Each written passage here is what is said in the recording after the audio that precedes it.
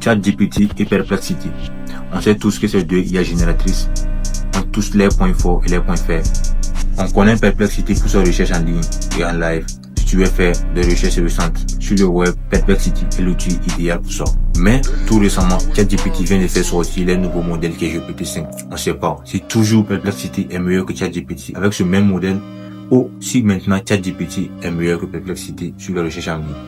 Je vais faire un test tout de suite. Je vais faire un test.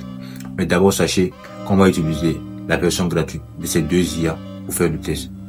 On va leur poser la même question et on va voir sur combien de sources ces deux IA génératrices vont se baser pour nous fournir une réponse et comment elles vont structurer la réponse pour nous.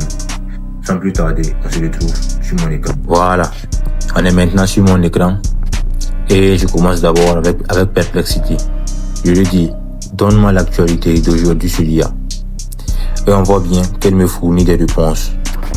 Voilà, on va aller voir sur combien de sources elle nous a fourni ça. On voit que c'est pas beaucoup. 1, 2, 3, 4, 5, 6, 7, 8, 9, 10, 11. Sur 11 sources.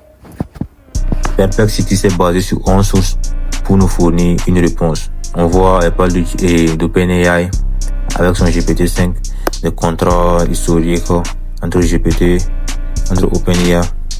Google engage un plan d'1 milliard de dollars et me fournit des réponses. Mais on voit qu'elle s'est basée uniquement sur 11 sources pour me fournir sa réponse. Maintenant, on va aller voir avec ChatGPT. Voilà. On est maintenant sur mon écran avec ChatGPT. Et je lui pose la même question. Donne-moi l'actualité d'aujourd'hui sur l'IA. Et d'abord, déjà, on voit que ChatGPT, sachez qu'on est sur GPT-5, actuellement on est sur GPT-5. On voit que ChatGPT nous fournit sa réponse avec des images. On voit ici les images qu'elle nous donne de différentes sources. Voilà. Elle nous fournit d'abord ses réponses avec des images. Tu peux cliquer dessus et aller voir. Voilà. Tu peux aller vérifier la source. Si on descend, on voit, voilà. Elle nous donne les mêmes choses. OpenAI a lancé officiellement. Voilà, elle nous donne aussi ses réponses. Mais quand on vient maintenant, on va venir voir maintenant sur combien de sources ChatGPT s'est basé pour nous fournir ses réponses. On clique ici sur source, juste en bas. Et voilà, on voit combien de sources. On voit déjà que Perplexity, contrairement à Perplexity, elle nous fournit beaucoup plus de sources.